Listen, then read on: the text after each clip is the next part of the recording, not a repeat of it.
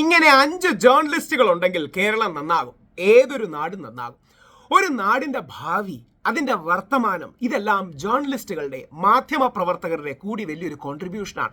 അവരാണ് social discourse, സാമൂഹിക വർത്തമാനങ്ങൾ, സംസാരങ്ങളുടെ വിഷൻ സെറ്റ് ചെയ്യുന്നത്. അങ്ങനെ ഏറ്റവും ഇൻട്രോകളുടെ രാജാവാണ് ശ്രീ ഹാഷ്മി. ഹാഷ്മിയുടെ ഇൻട്രോ ആരാ എഴുതുന്നതെന്ന് അറിയില്ല. മിക്കവാറും രഞ്ജി പണിക്കർ സാർ എഴുതുന്ന ഇൻട്രോകളെക്കാൾ ഗംഭീരമാണ് ഹാഷ്മിയുടെ ഇൻട്രോ. ഹാഷ്മി ശ്രീ വെള്ളാപ്പള്ളി നരേശൻ സാറിനെ കുറിച്ച് പറഞ്ഞൊരു ഇൻട്രോ ആണ് എന്നെ ആകർഷിച്ചത്. Hashmi on fire and Vellappally on air എന്ന് നമുക്ക് തീർച്ചയായും പറയാൻ കഴിയുന്ന ഒരു ഇൻട്രോ.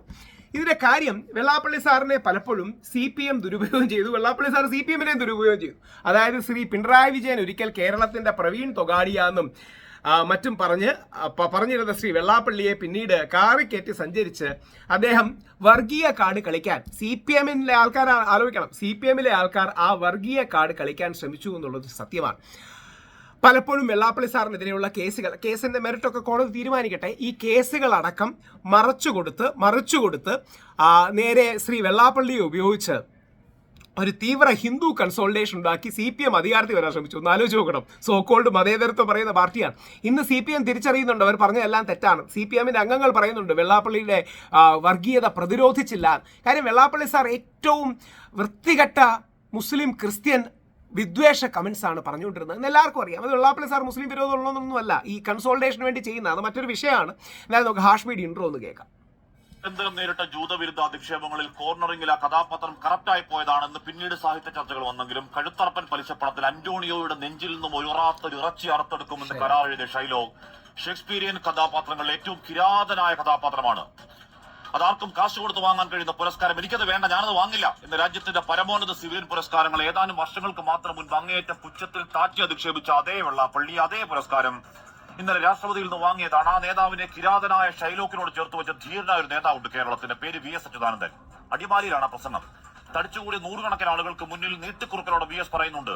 ആ ഷൈലോക്ക് എറണാകുളത്ത് ബസ് ഇറങ്ങി കിഴക്കിന്റെ വരീസ് എന്നറിയപ്പെടുന്ന ആലപ്പുഴയിൽ ചേർത്തല കടന്ന് കടിച്ചുകുളങ്ങരയിൽ ശ്രീ വെള്ളാപ്പള്ളി നടേശന് മുന്നിലെത്തി. എന്നിട്ട് നടേശനെ കണ്ട് തൊഴുതു എന്നാണ് പരിഹാസം. അത് മാത്രമായിരുന്നില്ല, കേരളത്തിലുടനീളം VS-ന്റെ പ്രചാരണങ്ങളിൽ കയ്യിൽ അഴിമതിക്കറ തീണ്ടാത്ത ധാർമ്മിക ശക്തിയിൽ മൈക്രോ ഫിനാൻസിൽ കാട്ടിക്കൂട്ടി ഉടായ്പകൾ എണ്ണിപ്പറഞ്ഞ VS-ന്റെ മാരക വാക്കുമൂർച്ചയിൽ വെള്ളാപ്പള്ളി ചൂളിപ്പോയ കാലമാണ്, ചുരുണ്ടുപോയ കാലം.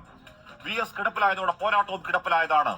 അറപ്പില്ലാത്ത പച്ചവർഗീയത, മുസ്ലിം ക്രൈസ്തവ വിരുദ്ധ വർത്താനങ്ങളിൽ ആറാടിയ നേതാവിനെ, VS-നെ മറന്ന VS-ന്റെ പാർട്ടി, ആ പാർട്ടിയുടെ സർക്കാർ ആഘോഷമാക്കി 1-ാം നമ്പർ കാറിൽ എഴുന്നള്ളിച്ച് രാഷ്ട്രീയ നെറുകേടിന്റെ വർഷങ്ങൾ പരാജയത്തിൽ തീരുന്നതല്ല. ഏതെങ്കിലും അബ്കാരി മുതലാളിമാരെയാണോ? അല്ല, സാധുക്കളായ സ്ത്രീകളെ അടക്കം കാളകൂട വഞ്ചിയുടെ 124 FIR-ൽ 10 വർഷങ്ങൾക്കിപ്പുറം കോടതി മുഖമടച്ചപ്പോഴാണ് ആദ്യ കുറ്റപത്രം, 1 and only സിംഗിൾ കുറ്റപത്രം. പേരുദോഷത്തിന്റെ പുള്ളുകുത്തിയ കുരുതിയാണ് കൊലക്കി കൊടുക്കൽ എന്ന ആർജവത്തിൽ ഇപ്പോഴും പറയുന്നു മഹേഷിന്റെ കുടുംബം. ആ ധാർമ്മിക മനസാക്ഷി VM സുധീരന്റെ കത്താധാരമാക്കി ഒരു SIT ഉണ്ടാക്കാൻ സർക്കാരെ എന്തിനാ മെല്ലപ്പോക്ക് ഒരു മുട്ടുപറ? ഏതു സംരക്ഷണം കിട്ടിയാലും, കഴുകനെ പോലെ ഉയർന്നാലും, നക്ഷത്രനിഴയിൽ കൂടുവച്ചാലും ആ മഹേഷിന്റെ കുടുംബം അനാഥമാക്കിയതിൽ പങ്കുകാരനെങ്കിൽ പാവങ്ങളെ പറ്റിച്ച കോടിക്കണക്കിൽ അഴിമതിക്കാരുണ്ടെങ്കിൽ മിസ്റ്റർ നടേശൻ കാത്തിരിക്കണം. ബൂമറാങ്ങിൽ വരുന്നുണ്ട് തിരിച്ചടിക്കാൻ പോയ കാലത്തിന്റെ കർമ്മ. യഥാർത്ഥത്തിൽ അത് നിരന്തരം ഭയങ്കരം. എങ്ങനെ ഇത് എഴുതുന്നു എന്നുള്ളതാണ് അതിൻ്റെ ആ ഡീറ്റെയിൽസും ന്യൂവാൻസും നോക്കണം. ഷൈലോക്കിൻ്റെ ചരിത്രം പറഞ്ഞു. ആ ഷൈലോക്കിൻ്റെ ചരിത്രത്തിൽ അവിടെ ഉണ്ടായിരുന്ന ആൻറ്റി സെമിറ്റിസം തുടങ്ങിയ കാര്യങ്ങൾ പറഞ്ഞു. അതിനുശേഷം കേരളത്തിൻ്റെ കോണ്ടെക്സ്റ്റിലേക്ക് വന്നു. CPM-ലെ VS അച്യുതാനന്ദൻ്റെ ചരിത്രപരമായ ആ പോരാട്ടം പറയുകയുണ്ടായി. അതിനുശേഷം ശ്രീ VM സുധീരൻ എന്ന കോൺഗ്രസ് നേതാവിൻ്റെ, കോൺഗ്രസിൻ്റെയും കമ്മ്യൂണിസ്റ്റിൻ്റെയും നല്ല നേതാക്കൾ അവരുടെ പോരാട്ടത്തിൻ്റെ കാര്യം പറഞ്ഞു. അതിശക്തമായി നടപടിയെടുക്കണമെന്ന് പറഞ്ഞു. മൈക്രോ ഫിനാൻസ് തട്ടിപ്പിനെ കുറിച്ച് പറഞ്ഞു. ഹാഷ്മി പൊളിച്ചു എന്ന കാര്യത്തിൽ സംശയമില്ല.